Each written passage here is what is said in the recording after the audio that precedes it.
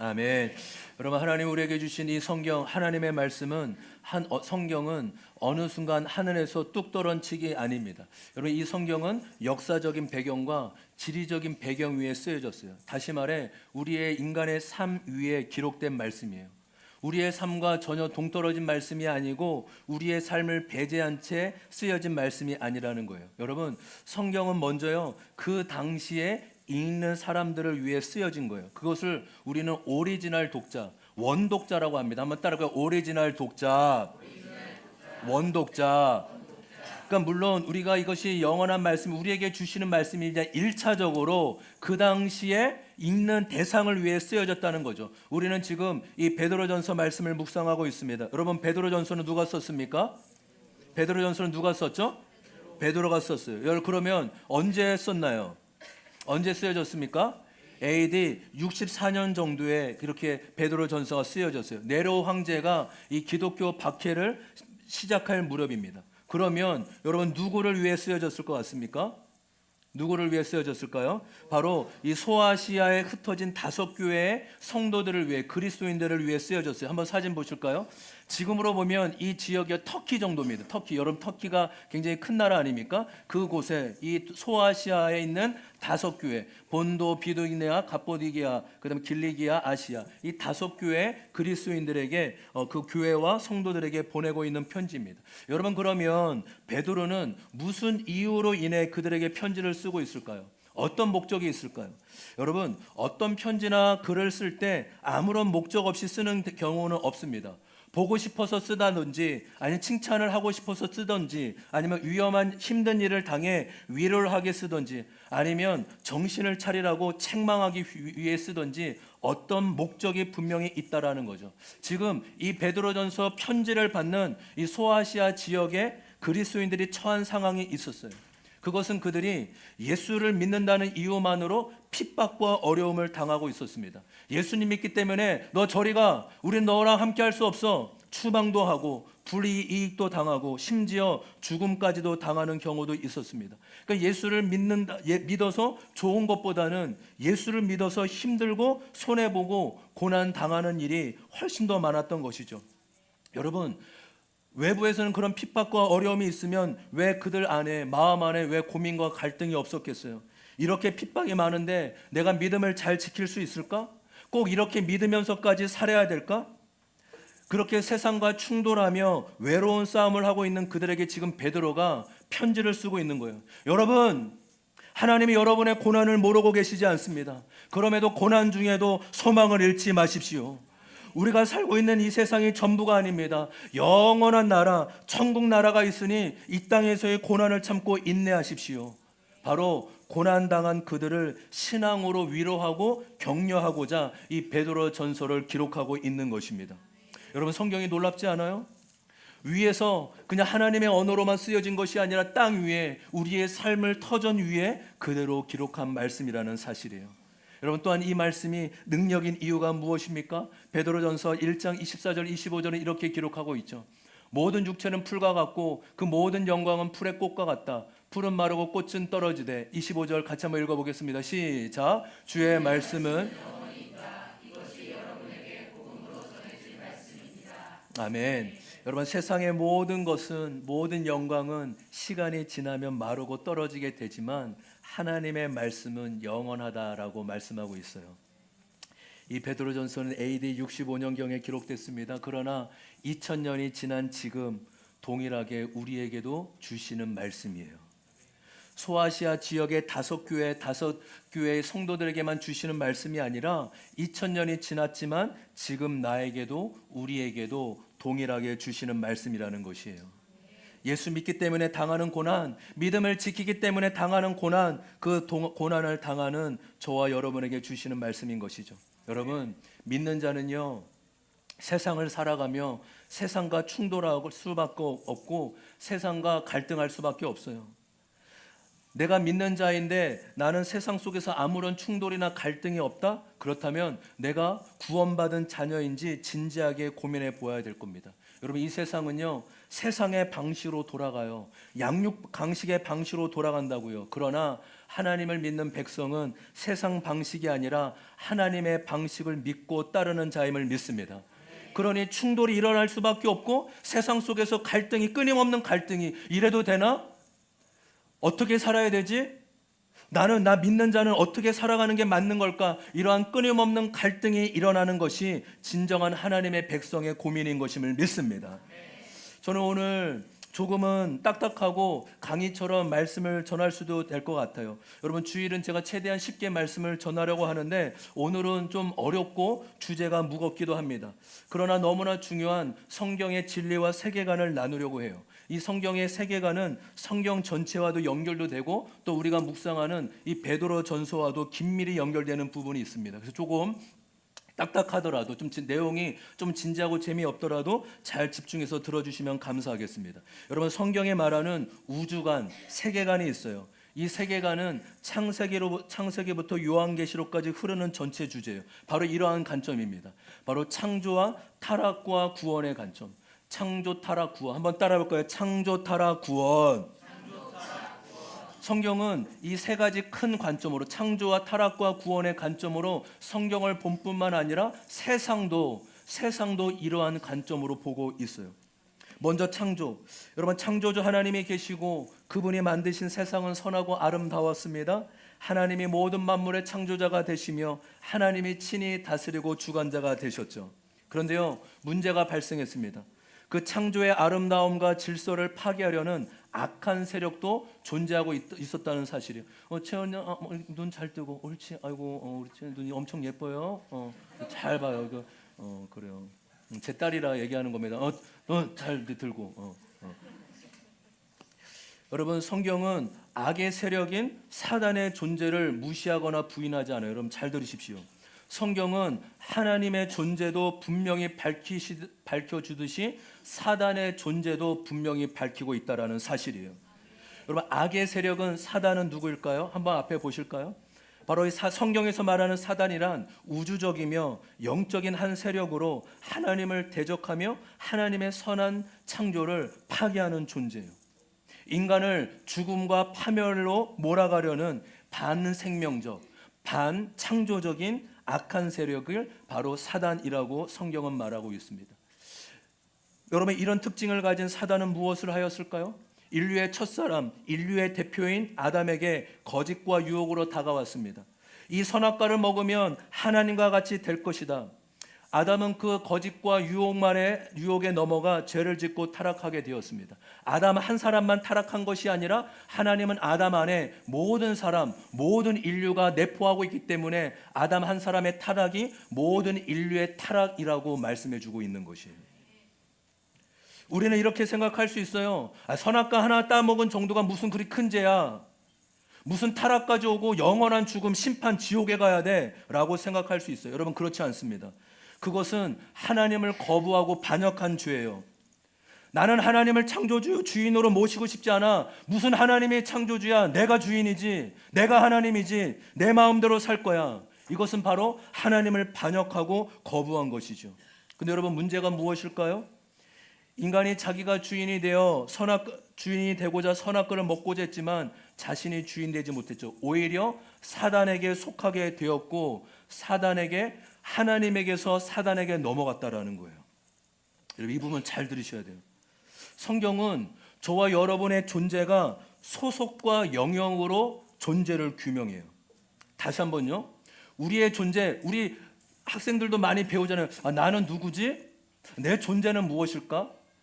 사회에서는 내가 하는 일, 나의 위치, 당신은 이러한 사람입니다 라고 이야기를 하지만 성경은 그렇게 얘기하잖아요. 인간의 존재는 어디에 소속되어 있느냐, 어디의 영역 안에 있느냐로 인간의 존재를 규명하고 있다는 사실이에요. 어렵지 않으십니까? 이 부분 너무 중요한데 잘 이렇게 이해를 하고 소화가 됐으면 좋겠습니다. 이 말씀을 조금 더 와닿을 수 있을 것 같습니다. 골로새서 1장 13절 말씀이에요. 골로새서 1장 13절 같이 한번 크게 한번 읽어볼까요? 시작. 아버지께서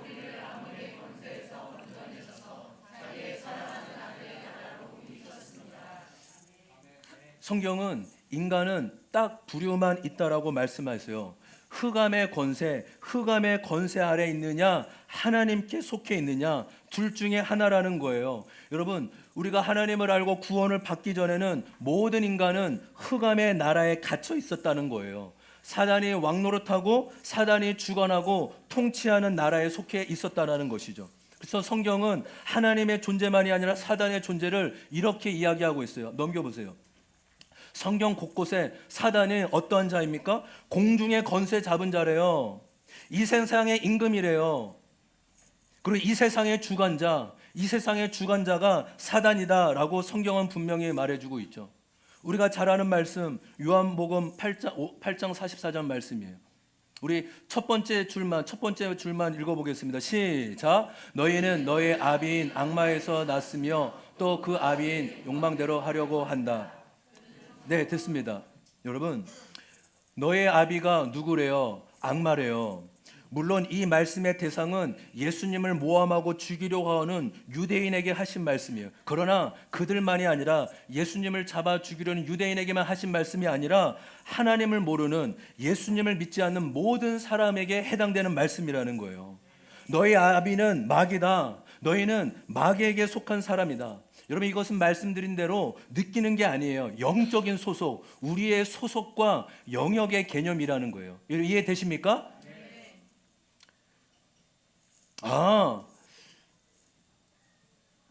로마서 5장 10절은 이렇게 말씀하고 있죠. 우리가 하나님의 원수일 때에도 하나님의 아들의 죽으심으로 말미암아 하나님과 화해하게 되었다면 화해는 우리가 하나님의 생명으로 구원을 얻으리라고 하신 것은 더욱더 확신한 일입니다. 바울은 로마서에 우리가 원래 하나님과 원수된 존재였다라고 밝혀주고 있어요. 우리가 예수를 믿어 구원받기 전에는 하나님과 원수였습니다. 이것이 인간의 실존이고 존재 상태라는 거예요. 태어나 보니 내가 하나님과 원수였다고, 흑암의 아래에 권세 있었다고, 사단의 종노릇했다고. 특별히 여기에 모태신앙들도 우리 아마 자녀들, 젊은이들은 모태신앙도 많으실 거예요. 그러면 이렇게 의아할 거예요. 저 목사님, 저는 한 번도 예수님을 믿지 않은 적이 없어요. 저는 태어날 때부터 하나님을 믿었고 예수님을 알게 됐어요. 저는 사단에게 속한 적도 없고 사단에게 종이 된 적도 없어요 라고 생각할 수 있어요. 그래서 이 말을 들으면 기분이 나쁘죠. 아니, 모태신앙만이 아니라 저와 여러분이 내가 하나님과 원수라고? 사단이 내 아비라고? 내가 흑암의 권세에 종노릇했다고? 아마 기분 좋아할 사람 아무도 없을 것입니다. 여러분, 이 부분이 잘 와닿지 않고 말이 안 된다고 여길 수 있어요. 근데 여러분 잘 들으십시오. 이 진리가 인정되지 않으면 기독교에서 말하는 구원을 온전히 이해할 수 없다라는 거예요. 여러분, 이 부분이 믿음으로 받아들이지 않으면 기독교가 윤리와 도덕을 벗어날 수가 없는 거예요. 예수를 믿어도 저 착한 사람, 저 선한 사람. 여러분, 기독교는 선하고 착한 사람이 되는 게 아니에요. 아멘. 그럼 나쁜 사람 되라는 거냐? 그것도 아닌 거 아시죠? 그럼 은석 성도 이해되시죠? 예? 여러분, 기독교는요 더 착해야 돼, 더 좋은 사람이 되라는 게 기독교의 복음이 아니라고요. 기독교의 복음은 나는 아무런 소망이 없는 자구나. 생명의 근원이신 하나님께 돌아가지 않으면 우리 인간은 나는 아무런 소망이 없는 자구나라는 것을 깨닫는 것이 기독교임을 믿습니다. 이 복음 위에 윤리와 도덕이 있는 것이지, 복음은 무시된 채, 복음은 아무것도 아닌 채 윤리와 도덕, 착한 사람, 좋은 사람, 옳고 그름, 이거는 옳지 않은 거죠. 복음 위에 아름답게 윤리와 도덕까지 세워져야 될 줄 믿습니다. 저는 그래서 이 말을 아주 좋아해요. 넘겨볼까요?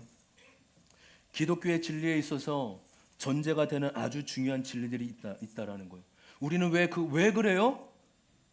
왜 그런 거라고 수없이 따지지만 왜라고 묻는 것 이전에 수용하는 것이 우선이다. 성경은 그것을요 겸손이요 믿음이라고 하는 거예요. 여러분 예를 들어서 뭐예요? 저와 여러분은 태어날 때부터 어디 나라, 어디 민족, 어디 가정에서 태어난 건 저와 여러분이 선택한 사람은 아무도 없습니다. 태어나 보니까 한국 사람이었고, 태어나 보니까 대전에서 태어났고, 태어나 보니까 우리 부모님이 그분이에요. 태어나 보니 그런 거죠. 아무도. 왜 그래요? 몰라요. 저와 여러분 왜 한국 사람으로 태어났습니까? 몰라요. 모른다고요. 그럼 뭐 어떻게 하는 거예요? 그것을 받아들일 수밖에 없는 거죠. 아, 나는 한국에서 태어났구나. 나는 대전에서 나의 부모님은 이분이구나 라고 받아들일 수밖에 없는 거죠. 성경은 우리에게 때로는, 물론 우리가 성경을 무조건 믿자, 따지지 마라, 그게 아니에요. 그렇지만 성경에 전제하는 부분, 아주 중요한 진리들이 있는데, 그것은 우리에게 믿음을 요구한다라는 거예요. 그것을 받아들이고 겸손하게 인정하는 자세가 필요하다라는 것이죠. 한 번만 더 정리하고 넘어볼게요. 소속과 영역의 문제임을 잘 아시면 좋겠어요. 아담 안에 있는 우리는 죄와 타락으로 인해 흑암의 권세, 사단의 힘 밑에 놓여 있게 되었습니다. 그 밑에 우리는 죄짓고 죄의 종노릇 하다가 살아가게 됩니다. 우리의 신분은 하나님과 원수가 되었고 심판받아 마땅할 완전한 죄인인 것이죠. 그런데 여러분, 놀라운 소식, 복음이 무엇입니까? 하나님이 흑암 아래에 놓여있는 인간을 위해 무슨 일을 하셨습니까? 바로 골로새서 1장 20절에서 22절은 이렇게 선포하고 있습니다. 그분의 십자가의 피로 평화를 이루셔서 그분으로 말미암아 만물을, 곧 땅에 있는 것들이나 하늘에 있는 것들이나 다 자기와 기꺼이 화해시키셨습니다. 전에 여러분은 악한 일로 하나님을 멀리 떠나 있었고 마음으로는 하나님과 원수가 되어 있었습니다. 22절 같이 한번 읽어볼까요? 시작. 그러나 지금은 하나님께서 그리스도의 죽으심을 통하여 그분의 육신의 몸으로 여러분과 화해하셔서 여러분을 거룩하고 흠이 없고 증언할 것이 없는 사람으로 자기 앞에 내세우셨습니다. 아멘. 우리 21절 다시 한번 보실까요?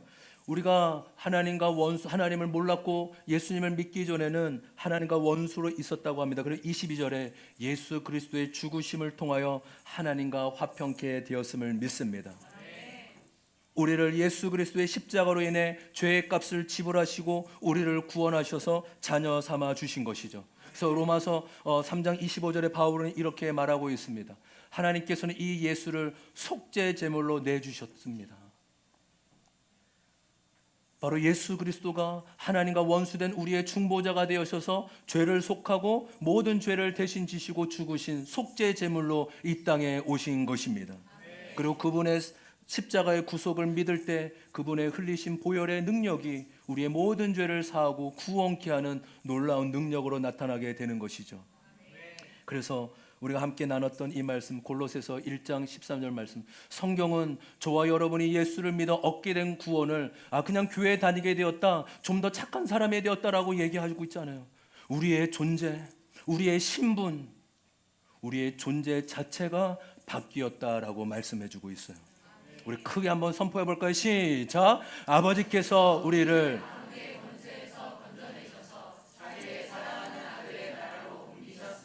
아멘, 할렐루야. 바로 이것이 구원을, 성경에서 말하는 구원의 개념이요. 우리의 소속이, 나의 소속이 바뀌었구나. 나의 신분, 우리의 존재. 우리가 이것을 보통 거듭났습니다, 구원받았습니다, 하나님의 자녀가 되었습니다를 또 이렇게 말하고 있는 것이죠. 그래서 성경은 분명히 말해요. 이 모든 세상은 이 두 부류, 암흑의 세력에 있느냐, 아니면 하나님께 그 암흑의 세력에서 건짐을 받아 하나님의 나라로 옮겨졌느냐라고 말하고 있습니다. 한번 넘겨볼까요? 이 사진은 너무나 중요한 사진이에요. 예수님이 2000년 전 D-Day가 예수님 초림, 이 땅에 2025년 전에 오실 때를 말하고, 재림은 예수님 마지막 때에 오실 때를 말하는 것이죠. 여러분, 사단이 왕노릇하는, 하나님이 창조자였지만 아담의 타락으로 인해 그 왕권이 사단에게 넘어가고 있어요. 그렇지만 예수 그리스도가 이 땅에 오셔서 십자가의 죽으심으로 말미암아 사단의 머리는 깨지게 되었고, 이제 더 이상 사단은 예수님을 이길 수 없는 거예요. 그래서 우리가 예수님의 십자가만이 아니라 부활을 그렇게 중요하게 여기는 이유는 그 죽음과 부활을 통해 사단의 정세와 권세를 깨뜨렸기 때문임을 믿습니다. 할렐루야. 여러분, 사단의 가장 강력한 무기가 무엇일까요? 성경은 말하고 있어요. 사망과 죽음이 사단의 강력한 무기예요. 모든 사람이 사망과 죽음을 두려워하지 않는 사람이 없죠. 이 세상의 가장 힘은 돈이 아니에요. 이 세상의 가장 강력한 힘은 대통령이 아니고 부시가 아니에요. 부시는 너무 오래된 미국 대통령인가요? 트럼프가 아니라고요. 이 세상의 가장 강력한 힘은 죽음과 사망이에요. 죽음과 사망을 이길 그 어떤 존재, 어떤 힘도 없죠. 왜요? 사단이 죄와 사망으로 이 세상을 다스리고 있기 때문이죠. 그러나 예수님의 죽으심과 부활을 통해 사단의 권세를 깨뜨리게 되었음을 믿습니다. 예수 믿는 자는 죽음과 사망을 초월한 자예요. 우리는 오히려 죽음을 통해 영원한 천국의 나라로 들어가는 영원한 생명을 얻게 된 자죠. 그럼 그렇게 구원은 절대 시시한 게 아니에요. 일주일에 한 번 교회 나오는 정도가 아니라고요. 얼마나 놀라워요. 내 존재가 바뀌었다고? 내 소속과 영역이 바뀌었다고?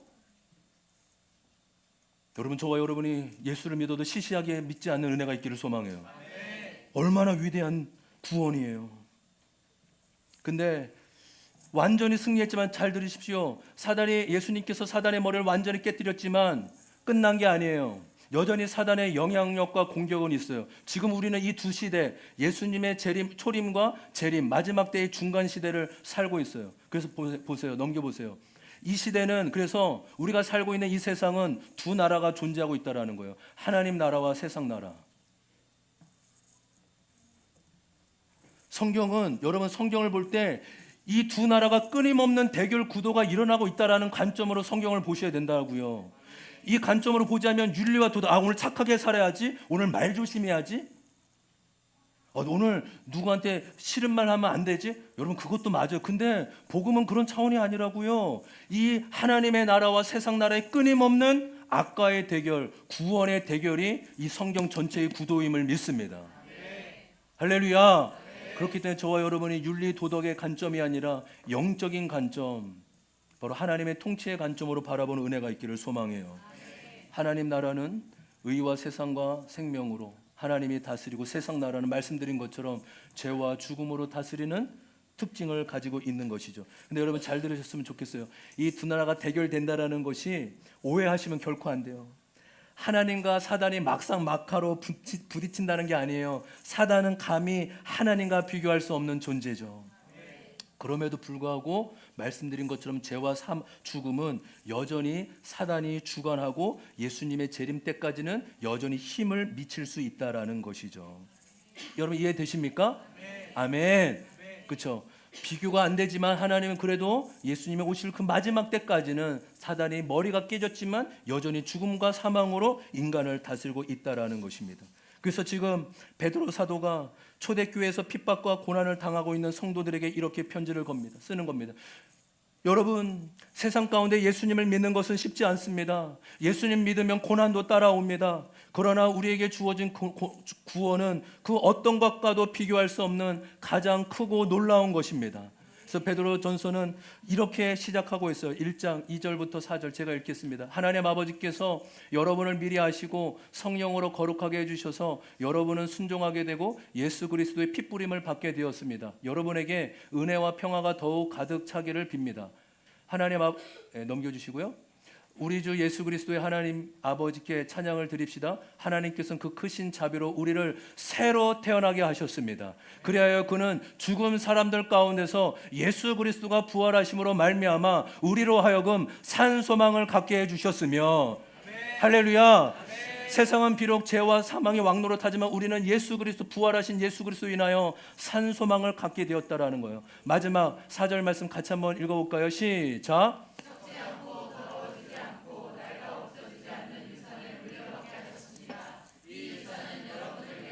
하늘에 간직되어 있습니다. 아멘. 할렐루야. 여러분, 이 유산이 땅에 간직된 게 아니래요. 하늘에 간직되어 있대요. 우리의 시민권이 이 땅에 속해 있지만 하늘의 시민권으로 우리가 하나님의 자녀로 하늘의 유산을 지니고 있다는 사실인 것이죠.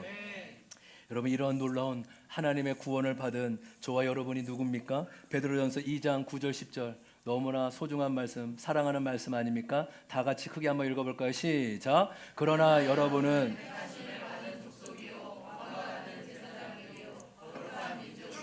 하나님의 소유가 된 백성입니다.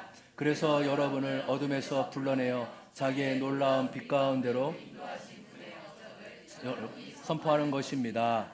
여러분은 전에는 하나님의 백성이 아니었으나 지금은 하나님의 백성이요, 전에는 자비를 못한 사람이었으나 지금은 자비를 입은 사람입니다. 아멘. 아마 여기 가로에 아마 베드로가 이렇게 얘기하고 있어요. 여러분이 전에는 하나님의 백성이 아니었으나 지금은 예수 그리스도를 통하여 예수 그리스도의 십자가로 인해 하나님의 백성이 되었다. 그리고 9절 말씀, 여러분 하나님의 구원을 받은 저와 여러분의 존재와 신분이 무엇이에요? 왕같은 백성, 제사장, 택하신 족속, 거룩한 백성이라고 말씀해주고 있는 것입니다. 여러분 그렇기에 이것이 우리의 존재요 신분이기에 이 존재에 합당한 삶을 살아가게 되는 것이죠. 할렐루야. 그 구원을 얻은, 놀라운 구원을 얻은 은혜를 입은 자이기에 그 은혜에 합당한 자로 살아가는 것이 그렇게 성경의 말씀입니다. 그러면 여기서 한 가지 질문을 드려봅니다. 오늘 본문 2장부터 나오는 오늘 본문에 믿는 자의 삶의 특징이 무엇일까요? 어떻게 살아가는 것이 하나님의 백성의 삶일까요? 어떤 말씀이 있을 것 같습니까, 여러분?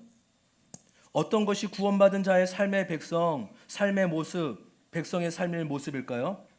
바로 21절에 이렇게 정답이 나와 있어요. 21절 말씀. 같이 한번 21절 같이 한번 읽어보겠습니다. 시작. 바로 이것을 위하여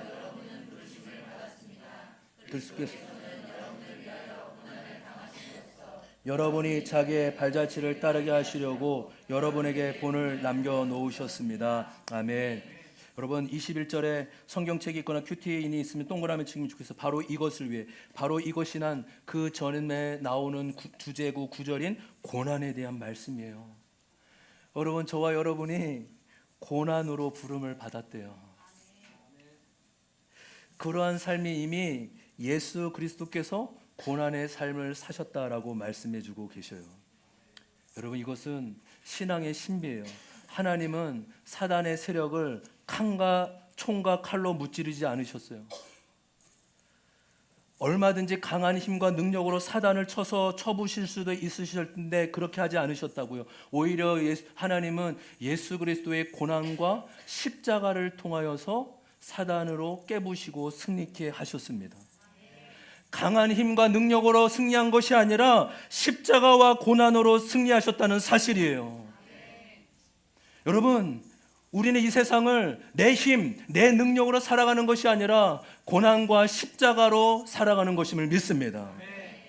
예수님이 이 땅에 오셔서 한 인간으로 겪을 수 있는 모든 고난과 어려움을 경험하셨어요. 가난하고 어려운 조국의 현실 가운데 가정에서 출생하셨죠. 이사야서 53장에 보면 예수님은 항상 나약한 질병을 지니시고 사람들로부터 배신과 배척을 당하셨습니다. 수많은 수치와 조롱을 받으셨고 결국 십자가라는 사건을 통해 죽음을 맞이하셨죠. 그러나 그 고난과 십자가를 통해 최후 승리를 얻게 되셨습니다. 골로새서 1장 24절에서는 이렇게 말씀하고 있어요. 오늘 처음 오신 분도 꽤 많으신데 죄송합니다. 오늘 아마 제가 한 3, 4년 만에 말씀을 제일 많이 찾고 여기저기 찾는 것은 오늘 이렇게 여러분 수업 듣는 것 같습니까? 잘 따라오고 계신 것 같아요. 그래도 여러분들이 그래도 하나님이 주신 은혜가 있으신 것 같아요. 말씀의 지혜가 잘 따라오고 계신 것 같습니다. 먼저 얼마 안 남으셨어요. 골로새서 1장 24절 같이 한번 읽어보겠습니다. 시작.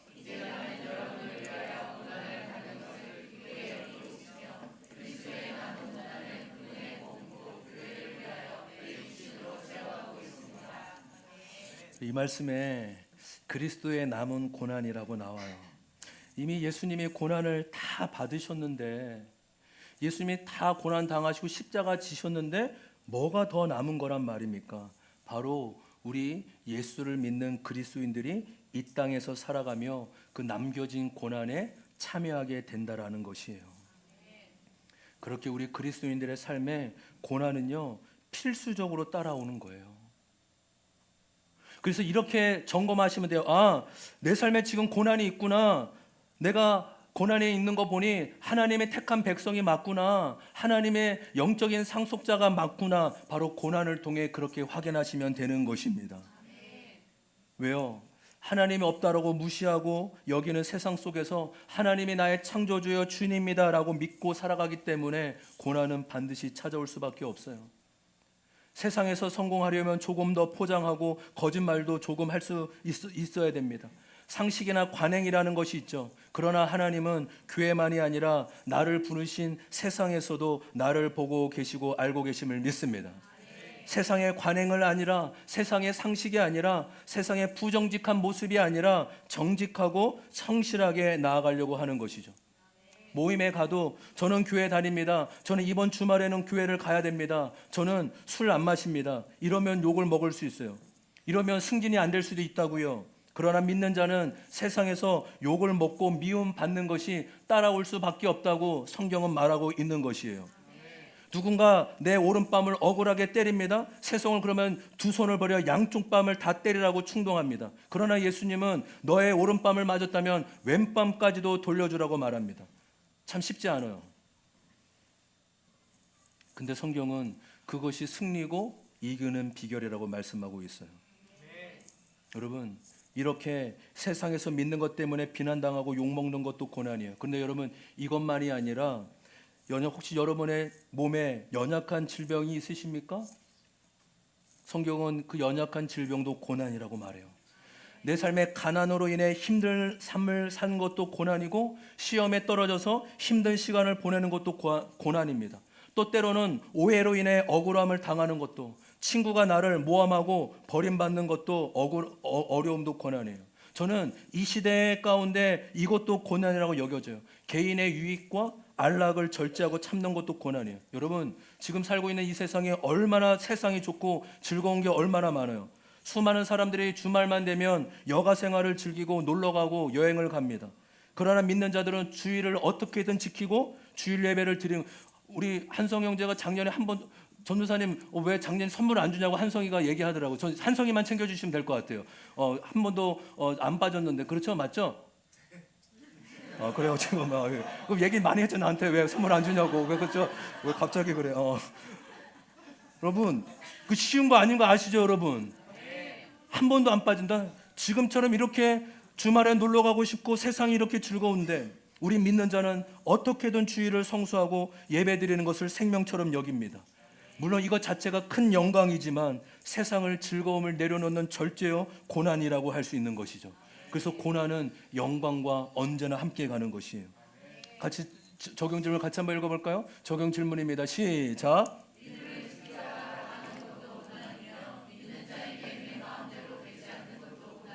그렇죠. 우리가 예수를 믿음을 지키다가 당하는 것이 내가 짊어지고 있는 주어진 고난도 분명히 있다라는 것이죠. 오늘 본문에 우리에게 주어진 삶의 실제적인 고난이 있다라고 해요. 바로 질서의 순종입니다. 18절 말씀, 2장 18절 말씀, 18절과 19절 같이 한번 읽어보겠습니다. 시작. 하인으로 있는 여러분, 선량하고 너그러운 주인에게만 아니라 까다로운 주인에게도 그러하십시오. 억울하게 고난을 당하더라도 하나님을 생각하면서 기쁨을 참으면 그것은 아름다운 일입니다. 여러분 18절 말씀 보시면 그 당시에 예수 믿는 자 중에는 종이나 하인이 많았습니다. 주인은 자신의 하인을 사기도 하고 팔기도 하며 어떤 소유물처럼 여겼어요. 하인을 따뜻하게 잘 대해주는 주인도 있었겠지만 물건처럼 취급하고 하대하고 괴롭히는 주인도 있었을 것입니다. 하인으로 있는 믿는 자에게 지금 베드로가 말하는 거예요.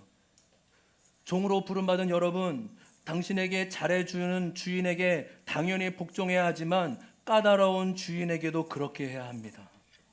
여기서 이 까다롭다라는 말은 원어에 보면 삐뚤어져 있고 부정직한 주인을 말해요. 아마 하나님을 믿지 않는 주인이겠죠?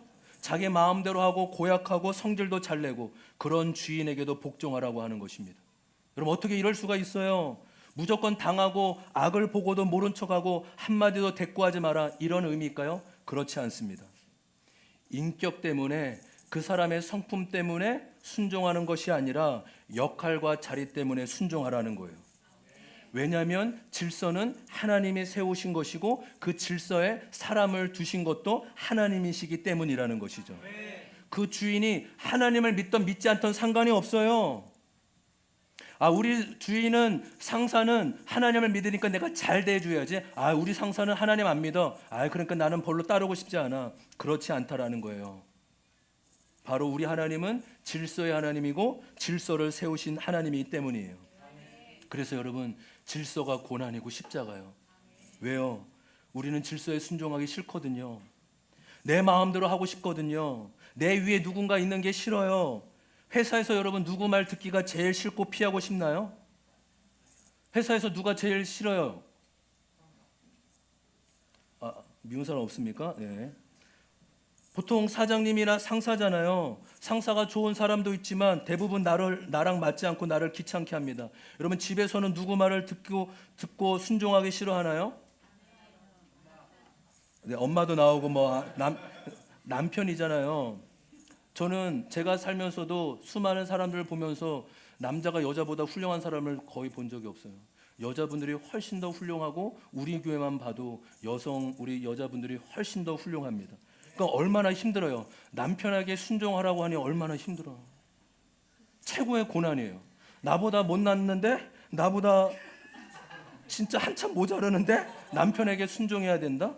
그것만큼 힘들고 어려운 게 없어요. 우리 친구들에게 묻고 싶어요. 우리 친구들은 누구 말 듣고 누구 말 따르기 제일 힘들고 싫어요?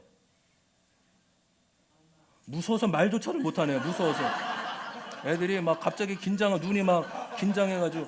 엄마 말, 아빠 말이잖아요. 친구 말은 얼마든지 들을 수 있는데 부모님 말은 듣기 싫은 거예요. 저는 목회를 하며 목사님을 신뢰하기 어려워요 라는 말을 2-3번 정도 들어봤어요. 그 말을 하고 교회를 나가신 분도 계시고 또 여기에 계실 수도 있어요. 누군지는 상장하지 않으셔도 됩니다. 그 말을 듣는데 마음이 쉽지는 않더라고요. 목회자에게 신뢰는 생명과 같기 때문이죠. 그런데요, 며칠 마음이 힘들다가 생각해 보니까 저도 저를 신뢰할 수 없는 거예요. 내가 나를 신뢰해요. 그런 말 들을 수 있구나. 나도 나를 신뢰 못하는데 너는 목사님 신뢰 못하겠어요. 들을 수 있구나. 들어야 할 말을 들었나 보구나. 그 질서는 그 사람이 아니라 그 사람을 세우신 주님을 신뢰하는 것이구나. 여러분, 저 자신 말고 저를 세우신 주님을 신뢰하는 거예요.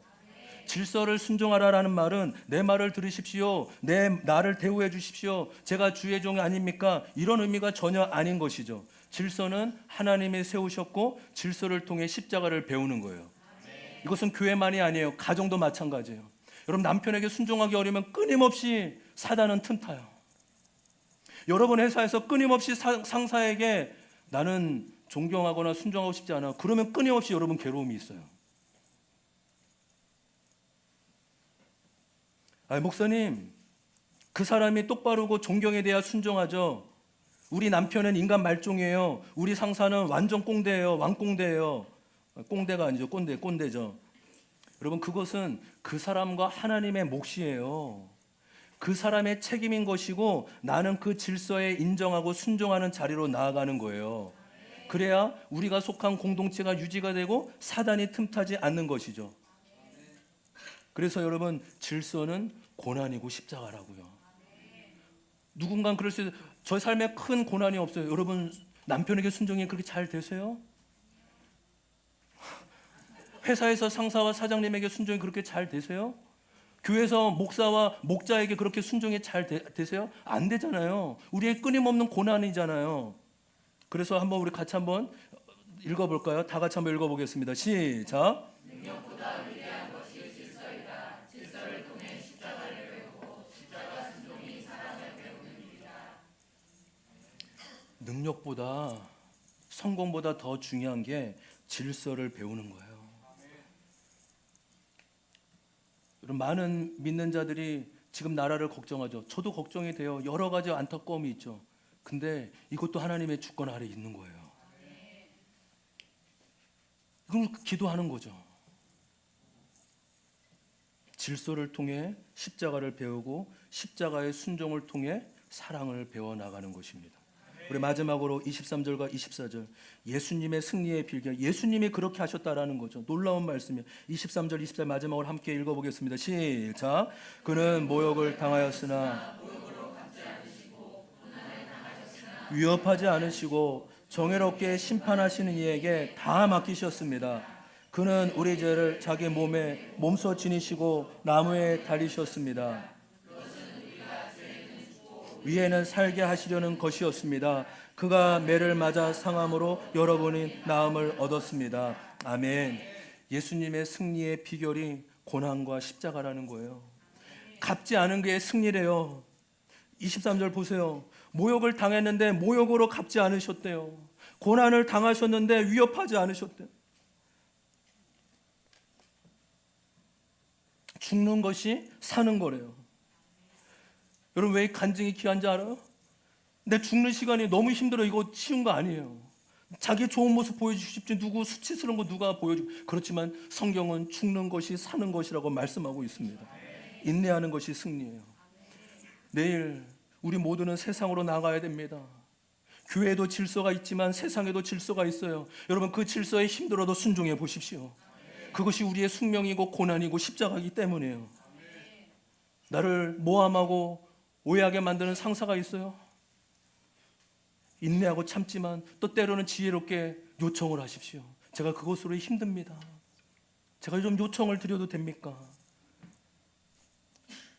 우리의 고난, 우리의 십자가, 바로 오늘 이것이 믿는 자의 삶의 방식이라고 말씀하고 있습니다.